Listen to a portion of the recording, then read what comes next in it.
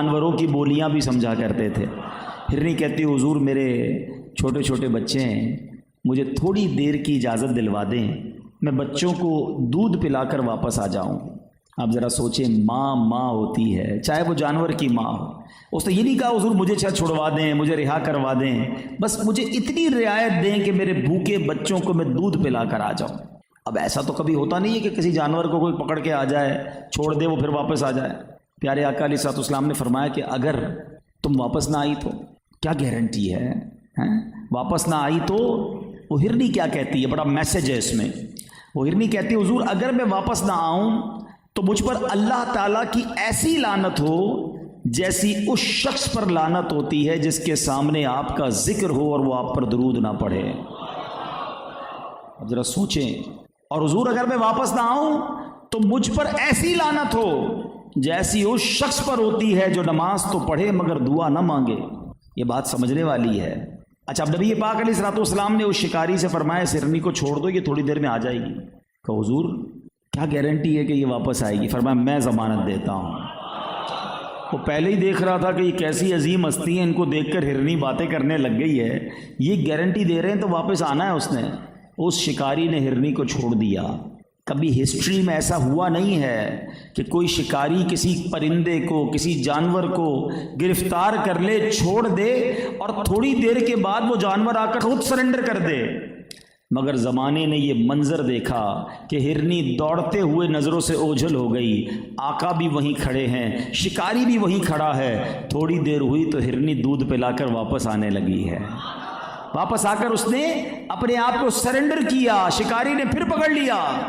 اب یہاں یہ واقعہ تو کمپلیٹ ہوتا ہے، مگر اس واقعے کا اگلا حصہ اور خوبصورت ہے کہ اب جب یہ معاملہ ہوا تو جبریل امین نبی پاک کی بارگاہ میں حاضر ہوتے ہیں، اللہ کا سلام پیش کرتے ہیں اور عرض کرتے ہیں کہ یا رسول اللہ، اللہ ارشاد فرماتا ہے مجھے اپنی عزت اور جلال کی قسم میں آپ کی امت پر اس سے بھی زیادہ مہربان ہوں جیسے یہ ہرنی اپنی اولاد سے محبت کرتی ہے، اور حضور آپ کی امت کو آپ کی طرف لوٹا دوں گا جس طرح یہ ہرنی آپ کی طرف لوٹ کر آئی ہے۔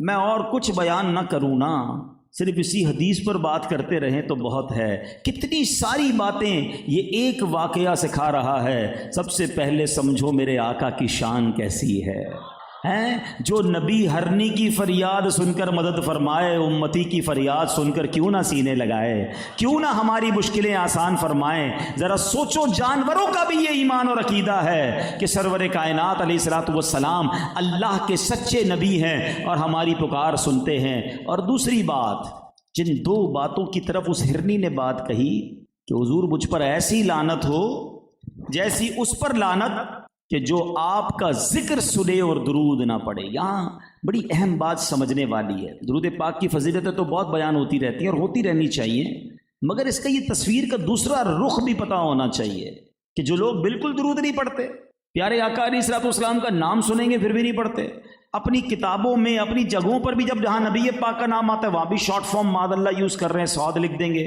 ارے تمہارے پاس پوری کتاب لکھنے کا جگہ ہے، درود پاک لکھنے کی باری آتی ہے تو شارٹ فارم پہ آ جاتے ہو۔ نہ کریں ایسا۔ اور یاد رکھیے حدیث پاک کا مضمون ہے جو درود پاک پڑھنا بھول گیا وہ جنت کا راستہ بھول گیا۔ درود کے بغیر زندگی نہیں ہے، حق ہے۔ نبی پاک علیہ الصلوۃ والسلام کے حقوق لکھے امت پر، پیارے آقا کے حقوق علماء نے کتابوں میں لکھے۔ قاضی ایاز نے شفا شریف میں جو 8 حقوق تحریر فرمائے اس میں بھی ایک حق یہ لکھا کہ امتی پر نبی پاک کا حق ہے کہ وہ نبی پاک پر درود بھیجے۔ مگر یہاں کئی لوگ ایسے ہوتے ہیں کہ جن کے پورے دن گزر جاتے ہیں مگر زبان پہ ایک بار بھی درود نہیں آتا۔ ایسا نہ کرو۔ درود تو ہماری لائف لائن ہے، درود تو ہمیں برکتیں اور رحمتیں عطا کرتا ہے، نبی پاک کے قرب کا طریقہ۔ تو آپ نے سنا کہ اللہ کی لعنت ہوتی ہے ایسے شخص پر۔ پھر دوسری بڑی اہم بات، اور وہ کیا کہا اس ہرنی نے، حضور اگر میں واپس نہ آؤں تو مجھ پر ایسی لعنت ہو جیسی اس پر لعنت ہوتی ہے جو نماز پڑھے اور دعا نہ کرے۔ اب یہاں بھی بڑا برا حال ہے۔ اول تو نماز ہی نہیں پڑھتے لوگ، پڑھتے ہیں تو اتنی جلدی ہوتی ہے، ادھر امام صاحب نے سلام پھیرا، ادھر باہر جانے والوں کی لائن لگ جاتی ہے، حالانکہ یہ خاص وقت ہے دعاؤں کی قبولیت کا۔ اچھا، اللہ کی شان قریبی ذرا سمجھو اس میں۔ ہاں، دنیا میں مانگنے والا اچھا نہیں لگتا، آپ سے اور مجھے کوئی مانگے، ایک بار مانگے کہ یار چلو ٹھیک ہے جاننے والا ہے دے دو، دوسری بار مانگے بولے ابھی تو دیے تھے پھر آ گیا، چلو یار کیا کریں کرنا پڑے گا، وہ پہلے والی گرم جوشی نہیں بچتی، کچھ کم ہو جاتی ہے، چلو تیسری بار آ گیا، ارے اس کی تو مانگنے کی عادت ہو گئی ہے لگتا ہے، چوتھی بار موبائل ہی بینڈ کر دیتے ہیں، بلاک کر دو بھائی یہ تو مانگنے والا ہو گیا ہے۔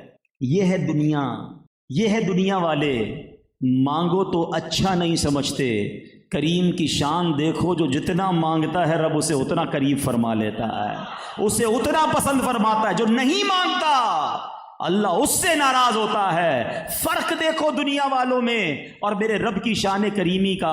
اللہ قرآن میں فرماتا ہے ادعونی استجب لکم، مانگو میں تمہیں عطا کروں گا، مگر یہ بندہ ہے جو سب سے مانگتا ہے رب سے نہیں مانگتا، نماز پڑھ کے بھی دعا نہیں مانگتے۔ ارے دعا مانگو، دعا کو نارمل عبادت نہیں کہا گیا، الدعاء مخ العبادہ، دعا عبادت کا بھی مغز ہے، مگر ادھر نہ دعا کا ٹائم ہے نہ دعا کا سلیقہ ہے، مانگتے بھی ہیں تو چلو یار مانگ لیتے ہیں، پوری ہوگی نہیں ہوگی پتہ نہیں ہے، یہ بھی تو بڑا پرابلم ہے، تمہیں رب پر ہی بھروسہ نہیں ہے۔ علماء نے لکھا، سیدی اعلیٰ حضرت امام اہل سنت نے اپنے والد گرامی کی کتاب احسن الوعاء لآداب الدعاء پر جو حاشیہ لکھا اس پہ آپ نے تحریر فرمایا کہ جس کو یہ یقین نہیں ہے نا کہ اللہ قبول کرے گا کہ نہیں کرے گا، اس کی دعا قبول نہیں ہونی۔ قبول دعا ہونی اسی کی ہے جس نے یقین سے مانگنا کہ جس سے مانگ رہا ہوں وہی تو دینے والا ہے، اس کے سوا کون ہے دینے والا؟ تو خدا را دعا میں کنجوسی نہ کرو، اتنی پرابلمز ہے تمہارے ساتھ پھر بھی نہیں مانگتے، حالانکہ سارے مسائل کا حل ہی دعا میں ہے۔ الدعاء صلاح المومن، آقا فرماتے دعا مومن کا ہتھیار ہے۔ خدا را اللہ سے دوستی کر لو، ٹرائی ٹو انڈرسٹینڈ دعا ہے کیا، پتہ ہے یہ اللہ سے گفتگو ہے، اللہ سے بات کرنا ہے۔ دنیا میں کوئی کہے یار مجھے وزیر اعظم سے بات کرنی، پہلے تو لوگ مذاق اڑائیں گے، کدھر سے تجھے ٹائم ہی نہیں ملے گا بھائی، تو کدھر وزیر اعظم کدھر، اچھا چلو ٹائم مل جائے گا، بڑی مشکل سورس لگائی، اسلام آباد جانا پڑے گا فلاں تاریخ کو اتنے بجے اتنی منٹ کی ملاقات، بس اس کے بعد زیادہ نہیں، ٹھیک ہے۔ کتنی محنت کے بعد جا کر کسی بڑے آدمی سے دنیا میں ٹائم ملتا ہے، اور جو خالق کائنات ہے اس سے بات کرنے کے لیے کوئی اپوائنٹمنٹ کی ضرورت نہیں ہے اور کوئی ٹائم لمٹ بھی نہیں ہے، جتنی بات کرنی ہے اتنی کرو، جتنی بار کرنی ہے اتنی کرو۔ لوگ کسی بڑے آدمی سے مل کر آئے تو کہتے ہیں میں فلاں سے مل کر آیا ہوں، ارے تمہیں رب سے بات کرنے کا روز موقع ملتا ہے تم پھر بھی نہیں کرتے۔ سمجھو دعا کی اہمیت۔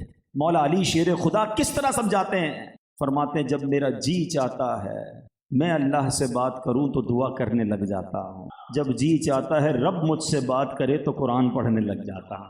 یہ قرآن اور یہ دعا یہ بڑا کمال کا کنیکشن ہے اللہ سے، ان دونوں سے دور ہو گئے ہیں۔ تو پلیز اپنی زندگی میں دعا کو شامل کریں۔ میرا یہ موضوع نہیں ہے، ورنہ جی تو چاہ رہا ہے میں دعا پہ ہی بات کرتا رہوں کہ اس کی، اور یہ کمال کی کتاب ہے، چلیں بات ہو ہی گئی ہے تو اس کتاب کو حاصل کریں۔ یہ فیضان اعلیٰ حضرت کا اس کتاب میں مکتبۃ المدینہ نے بڑی آسان اردو میں اس کو چھاپ دیا ہے، یعنی دعا کرنی کب کب ہے، اوقات کیا ہے، آداب کیا ہے، انداز کیا ہو، وہ کون سے کام ہیں جن سے دعائیں قبول نہیں ہوتی۔ ایک بڑا کام تو پتہ ہی کیا ہے کہ حرام کمانے والے کی دعا قبول۔ ادھر کون چیک کرتا ہے کدھر سے پیسے آ رہے ہیں، کہاں سے آ رہے ہیں، آنے دو بھائی، بیلنس بڑھنا چاہیے۔ موبائل کے اندر بھی جناب پتہ نہیں کون کون سے جوئے آ گئے، جس کو جو دیکھو بس کہیں سے بھی پیسے آنے چاہیے، پوچھنے کے لیے بھی کوئی تیار نہیں ہے۔ پھر کہتے ہیں نہ نماز میں دل لگتا ہے نہ دعائیں قبول ہوتی ہیں۔ ارے پہلے چیک تو کرو کہیں حرام تو نہیں کھا رہے۔ تو دعا قبول ہونے کے لیے روزی حلال ہونی چاہیے، پھر دیکھیں کیسے دروازے کھلتے ہیں، کیسے غیب سے برسات ہوتی ہے۔ تو بہرحال جو آخری بات اللہ کی طرف سے جو پیغام آیا کہ اے حبیب اللہ تیری امت پر اس سے زیادہ مہربان ہے جتنی یہ ہرنی اپنے بچوں پر مہربان ہے۔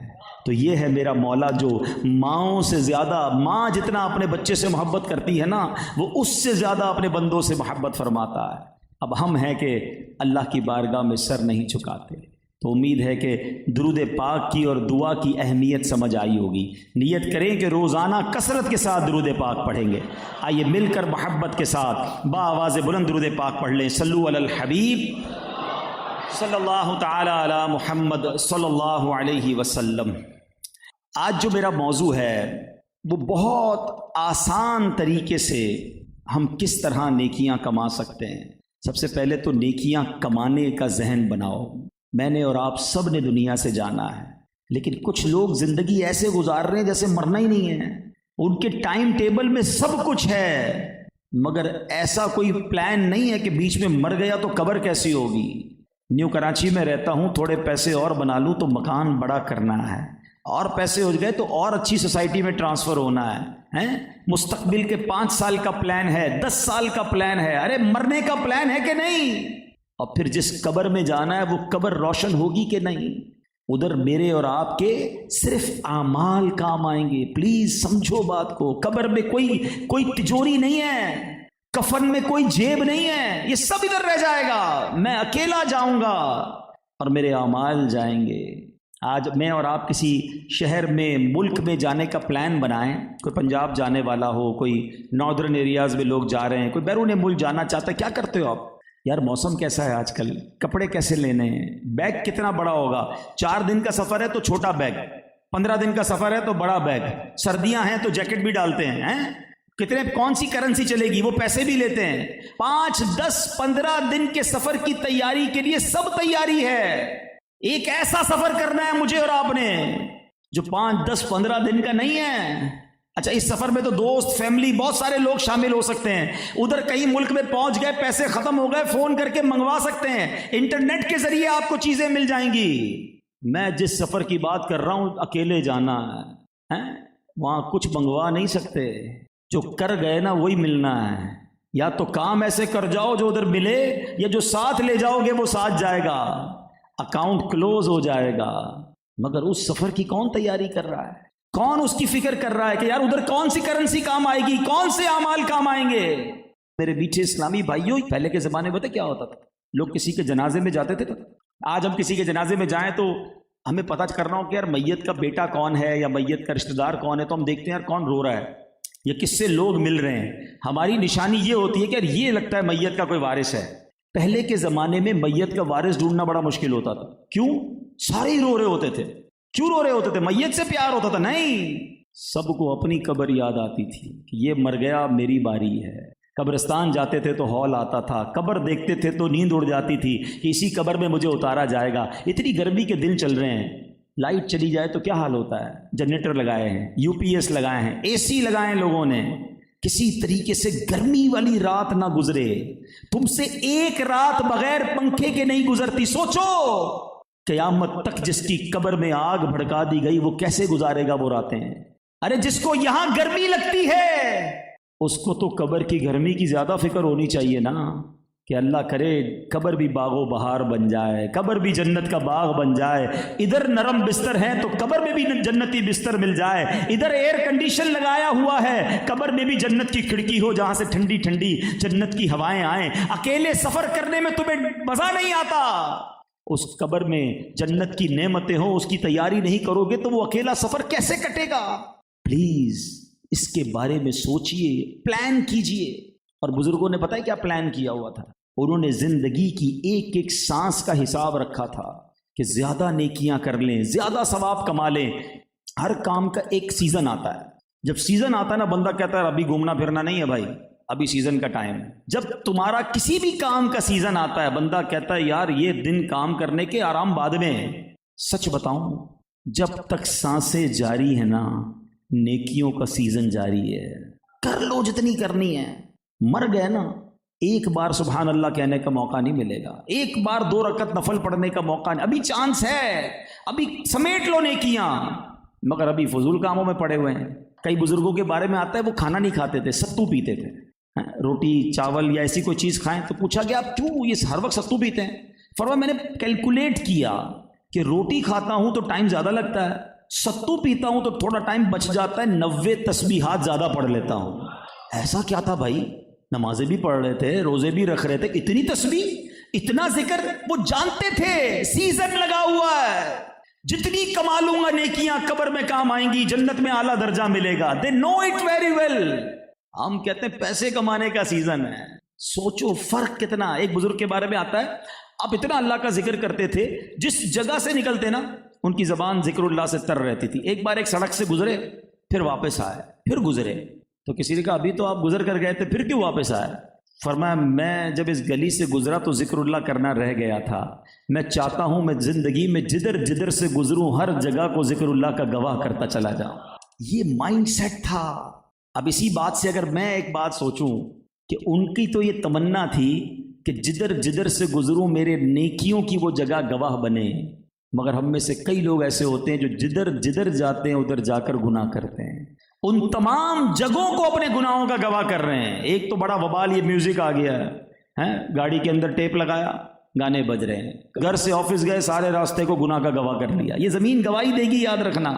اچھا، موٹر سائیکل پر تو ٹیپ تھا نہیں، مگر گناہ کمانے کا شوق بہت ہے تو ہیڈ فون لگایا، موٹر سائیکل بھی چلا رہے ہیں اور گانے سن رہے ہیں۔ سوچو، اللہ نہ کرے اسی حالت میں ایکسیڈنٹ ہو گیا تو یہ کیسی موت ہوگی، کبھی سوچا؟ اور یہ ساری زمین تمہارے گناہوں کی گواہ ہو رہی ہے۔ دنیا میں سفر کرتے ہیں لوگ، کیا کرتے ہیں؟ وہاں جا کے گناہ کرتے ہیں، بے عیاشیاں کرتے ہیں۔ اگر کبھی سفر کا موقع ملے نا، میں آپ کو ایک سمجھنے والی بات ہے، لالچ پتہ ہے کیا کیا کرو؟ یار ایک شہر آیا ہے، رک کر 2 رکعت نفل پڑھ لوں، یہاں بھی میرے سجدوں کی گواہی ہو جائے۔ نماز کا ٹائم ہو، یار میں فلاں شہر میں پڑھ لوں، فلاں اسٹیشن پہ پڑھ لوں، فلاں ملک میں پڑھ لوں، ادھر بھی اذان دے دوں، ادھر بھی درود پڑھ لوں، جلدی سے سورہ یاسین پڑھ لوں، فلاں ملک آیا ہوں تاکہ یہ زمین کا ٹکڑا قیامت کے دن میری عبادت کی گواہی دے دے۔ یہ فرق ہے مائنڈ سیٹ کا، کیونکہ مرنا ہے مجھے، اور مجھے وہاں یہ ساری چیزیں کام آئیں گی، یہ پیسہ روپیہ۔ آپ کو پتہ ہے میری اور آپ کی حیثیت کیا ہے؟ آج کل زندگی میں لوگ ایک بڑا، جس کو کہنا کہ ٹارگٹ ہو گیا ہے، یار میرا نام ہونا چاہیے، شہرت ہونی چاہیے۔ شہرت ایسی خطرناک چیز ہو گئی ہے، اور اب تو ایسے کاموں میں لوگ شہرت ڈھونڈ رہے ہیں کہ سمجھ نہیں آ رہی۔ اب وہ رہی صحیح جو تباہی ہے وہ یہ سوشل میڈیا نے پوری کر دی ہے۔ ہر بندے کو اپنا پیج بنانا ہے، اپنا کوئی چینل بنانا ہے، اب رہا سا تو وہ کوئی ٹک ٹاک آ گیا ہے تو وہ بنانا ہے تاکہ کچھ لائک مل جائیں، کچھ مشہوری ہو جائے، کچھ فالوور بن جائیں۔ سوچو، یہ سب کچھ کس لیے کر رہے ہو؟ نام بن جائے۔ اچھا، پھر ادھر چین نہیں آتا تو کچھ سیاست میں جاتے ہیں۔ اچھا، سیاست میں بھی کوئی پوچھتا نہیں ہے تو محلے میں کوئی نہ کوئی کمیٹی کے چیئرمین بننے کا شوق بن جاتا ہے۔ جس کو شوق ہے ان چیزوں کے، عہدوں کا، کہ یار میرے نام کے ساتھ کچھ تو لگے نا، کہ فلاں علاقے کا چیئرمین تو فلاں کمیٹی کا چیئرمین تو فلاں اس کا شعبہ عہدہ ہے۔ سوچو، جس دن میں اور آپ مریں گے نا، میں کسی اور کی مثال نہیں دیتا، اپنی مثال دیتا ہوں سمجھانے کے لیے۔ میرا نام عبدالحبیب اتاری ہے، دنیا میں کچھ لوگ مجھے بھی جانتے ہیں، لیکن جس دن میرا انتقال ہوگا نا، میری سانس بند ہوگی، ایک بندہ بھی ایسا نہیں ہوگا جو یہ کہے کہ عبدالحبیب کہاں ہے۔ کیا کہیں گے؟ میت کہاں ہے؟ جنازہ کتنے بجے ہے؟ میت کو غسل کب دیا جائے گا؟ ارے میرا نام تھا بھائی، دنیا جانتی تھی، یہ نام کدھر گیا میرا؟ حضرت آنکھیں بند ہوئی، نام ختم ہو گیا۔ اے چیئرمین صاحب، ایم این اے صاحب، ایم پی اے صاحب، منسٹر صاحب، کونسلر صاحب، ریٹائر فلاں سب ختم۔ آپ کا نام اب میت ہو گیا ہے، اب آپ کا نام جنازہ ہو گیا ہے۔ یہ ہے میری اور آپ کی حیثیت۔ مگر ساری زندگی کوشش کر رہے ہیں کہ کسی طرح بس کچھ مشہوری، کچھ نام، کچھ عہدہ بن جائے۔ ارے ایسے کام کرو۔ آپ کو پتہ ہے دنیا میں جو مال کے پیچھے بھاگتے نا، ان کے مرنے کے بعد ان کی قبر پر قرآن پڑھانے کے لیے بھی پیسے دے کے ہی بلانا پڑتا ہے، اور جو اللہ کے دین کی خدمت کرتے ہوئے دنیا سے جاتے ہیں، دنیا بھر کے لوگ ان کے مزار پر حاضری سعادت سمجھتے ہیں۔ خود ہی قرآن پڑھنے والے آ جاتے ہیں، خود ہی درود پڑھنے، تاتا بنا ہوا ہوتا ہے زائرین کا۔ فرق دیکھو زندگی گزارنے کا۔ جو زندگی اللہ کی راہ میں گزارتا ہے، اللہ کو راضی کر کے گزارتا ہے، اللہ اس کی قبر کو بھی لوگوں کے لیے مرجع خلائق بنا دیتا ہے۔ اللہ کرے یہ بات سمجھ آ جائے کہ ہمیں زندگی کیسے گزارنی ہے، تو اللہ کا ذکر یہ ہمیں کرنا ہے، کرتے رہنا ہے۔ یہ ایسی نیکی ہے جو بہت تھوڑی ایفرٹ سے بہت بڑا ثواب میں اور آپ کما سکتے ہیں۔ سیدنا جنید بغدادی ہی کے وہ دور کا ایک واقعہ ہے۔ آپ کے پاس ایک چڑیا تھی، کسی نے تحفے میں دی تھی، آپ نے جو ہے وہ اس کو، پرندہ تھا وہ، تھوڑے عرصے بعد آپ نے اس پرندے کو رہا کر دیا، آزاد کر دیا۔ تو کسی نے کہا وہ پرندہ کہاں گیا؟ آپ نے فرمایا وہ پرندہ مجھ سے کہتا ہے جنید تم تو دوستوں کے ساتھ بڑے مزے کرتے ہو اور مجھے تم نے قید کیا ہوا ہے، میں تو نہیں مل سکتا اپنے دوستوں سے۔ اب فرماتے مجھے رحم آیا، میں نے پرندے کو رہا کر دیا۔ وہ پرندہ پتہ کہتا کیا ہے؟ کہتا ہے جنید ایک بات بتاؤں کہ جب پرندہ اللہ کے ذکر سے غافل ہوتا ہے نا، تب وہ قید میں گرفتار کر دیا جاتا ہے۔ اے جنید میں ایک دن اللہ کے ذکر سے غافل ہوا تھا، مجھے قید کی سزا بھگتنی پڑی۔ ہائے ان لوگوں کا کیا ہوگا جو ساری زندگی اللہ کے ذکر سے غفلت میں گزارتے ہیں۔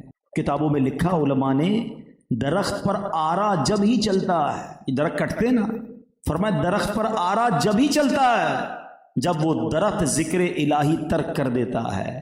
مچھلی، جانور جب بھی گرفتار ہوتے ہیں یا ذبح کیے جاتے ہیں یا پکڑے جاتے ہیں، کہ جب وہ اللہ کے ذکر سے غافل ہو جاتے ہیں. اشرف المخلوقات ہے میں اور آپ، ساری کائنات اللہ کا ذکر کر رہی ہے، اور یہ بندہ ہے جو رب کے ذکر سے غافل ہے. کتنی صبح سے لے کر اب تک کتنی بار اللہ کا نام لیا ہم نے، کتنی بار میری زبان نے کلمہ پاک پڑھا، کتنی بار میں نے اللہ کی شان بیان کی. نہیں کرتے. نہ کریں ایسا. حالانکہ تھوڑے کام کے پیسے تھوڑے ہوتے ہیں دنیا میں، جتنا تھوڑا کام اتنی تھوڑی مزدوری، زیادہ کام کرو گے پھر پیسے ملتے ہیں. اللہ کے ذکر کی شان دیکھو ذرا، مل کر کہو سبحان اللہ. اب کہیں الحمدللہ، اب کہیں اللہ اکبر. خیال 30 سیکنڈ نہیں لگے ان 3 جملوں کو کہنے میں. بڑے بڑے ہو سکتا ہے یہاں تاجر بیٹھے ہوں، کبھی حساب لگائیے گا کہ 30 سیکنڈ میں کتنے پیسے کما لیتے ہو آپ. کیا کمائیں گے حضرت 30 سیکنڈ میں؟ تو باتوں باتوں میں پورے ہو جاتے ہیں. دنیا میں 30 سیکنڈ میں کچھ نہیں ملتا، مگر آپ کو پتہ ہے آپ نے کیا کما لیا ہے؟ میرے نبی کے سچے وعدے ہیں صلی اللہ تعالیٰ علیہ وسلم. جو ایک بار سبحان اللہ کہتا ہے اس کے لیے جنت میں درخت لگا دیا جاتا ہے. جو ایک بار الحمدللہ کہے جنت میں درخت لگ جاتا ہے. ایک بار اللہ اکبر کہے جنت میں درخت لگ جاتا ہے. اتنا آسان ہے نیکیاں کمانا. اور بڑی عشق والی بات علماء کہتے ہیں جس کے جنت میں درخت لگے ہوں گے اس کو جنت میں جانے بھی تو دیا جائے گا نا. تو لگا لو نا جنت میں باغات. اچھا اب چوٹ کرنے کے لیے کہتا ہوں، اعلان کر دیں ابھی کہ آج رات میں جو جتنی بار سبحان اللہ کہے گا اتنے 1000 روپے ملیں گے. مسجد تو کوئی جائے گا ہی نہیں گھر پہ. تسبیح لائیں حضرت، پھر تو آج رات ہی لاکھوں پتی ہو جاؤں گا. 1 لاکھ بار تو پڑھ ہی لیں گے. یعنی دنیا کا انعام ملے تو ہم سب کرنے کے لیے تیار ہیں. آقا علیہ الصلوۃ والسلام کے سچے وعدے ہیں. میرے آقا نے جو فرمایا حق ہے. ایک سبحان اللہ پر جنت کا درخت ہے. ہم میں سے کوئی ہے جو جنت کا درخت خرید سکتا ہے؟ Anybody have power to buy a tree in heaven? ہم سارے اپنے پیسے ملا لیں نا، پھر بھی مل کے جنت میں درخت نہیں خرید سکتے. مگر کتنا آسان ہے جنت میں درخت لگانا. تو خدا را سمجھو ان باتوں کو. نیکیاں کمانے کی پہلے حرص پیدا کریں، اپنے اندر یہ شوق پیدا کریں کہ جدھر ٹائم ملا ادھر میں نیکی کما لوں، تھوڑا اور ثواب کما لوں، تھوڑی اور برکتیں لوٹ لوں. آج ہمارے ساتھ کیا ہوتا ہے، کہیں گئے کسی صاحب سے ملنے، انہوں نے کہا صاحب بیزی ہیں، ذرا 5-7 منٹ انتظار کریں. اب کوئی بات نہیں، موبائل نکالا، شروع. وہ 7 کی جگہ 17 منٹ میں آئے گا تو بھی پتہ نہیں چلے گا، کیونکہ پتہ نہیں کیا. اچھا وہ 17 منٹ کیا کیا؟ کچھ نہیں کیا، بس دیکھتا رہا. حالانکہ اگر ذہن ہوتا نا کہ یار موبائل میں قرآن پاک ہونا چاہیے، اگر 7 منٹ کا وقفہ ملا ہے تو 7, 8, 10 منٹ میں تو سورہ یاسین تلاوت ہو جائے گی. چلو میں یاسین شریف پڑھ لیتا ہوں، ویٹنگ ٹائم جو ہے یہ قرآن ٹائم بن جائے گا. 10 قرآن پاک پڑھنے کا ثواب مل جائے گا. ارے جیب میں تسبیح ہے، 100 بار درود پاک پڑھ لیتا ہوں، 100 بار کلمہ پاک پڑھ لیتا ہوں. ہم یہ چھوٹے چھوٹے جو چنک آف ٹائمز ہیں جو ضائع کر رہے ہیں، اگر ان اوقات کو بھی ذکر اللہ میں درود ٹائم بنا دیں، تلاوت ٹائم بنا دیں، تو پورے دن میں ہم کتنی ساری نیکیاں کما سکتے ہیں. لیکن یہ ذہن ہوگا تو ہوگا نا، آخرت کی تیاری کا ذہن ہوگا تو اب یہ سب کچھ کریں گے نا. حالانکہ ذکر اللہ کی فضیلتیں کتنی ہیں. سنو اللہ کریم قرآن مجید میں کیا ارشاد فرماتا ہے، کیسی کیسی ہمیں گویا رہنمائی قرآن عطا فرما رہا ہے. اللہ کریم فرماتا ہے فَاذْكُرُونِي أَذْكُرْكُمْ، تو میری یاد کرو میں تمہارا چرچا کروں گا. اے ذکر کرنے والو، رب تمہارے ذکر کو بلند فرما دے گا. اللہ کریم نے کیسے کیسے انعام تیار کر رکھے ہیں. اللہ قرآن میں فرماتا ہے وَالذَّاكِرِينَ اللَّهَ كَثِيرًا وَالذَّاكِرَاتِ أَعَدَّ اللَّهُ لَهُمْ مَغْفِرَةً وَأَجْرًا عَظِيمًا. ترجمہ کنز الایمان، اور اللہ کو بہت یاد کرنے والے اور یاد کرنے والیاں، ان سب کے لیے اللہ نے بخشش اور بڑا ثواب تیار کر رکھا ہے. ارے ادھر کا تو معاملہ تیار ہو جائے گا اگر ادھر ذکر اللہ تم کرنے والے ہو جاؤ گے، تلاوت کرنے والے ہو جاؤ گے، رب کی یاد کو دل میں بسانے والے ہو جاؤ گے. اچھا شیطان بھی وسوسہ ڈالتا ہے بعض اوقات، دل میں ذکر اللہ کی وہ برکت یا وہ چاشنی یا وہ دل نہیں لگتا. ایک شخص اللہ اللہ کر رہا تھا،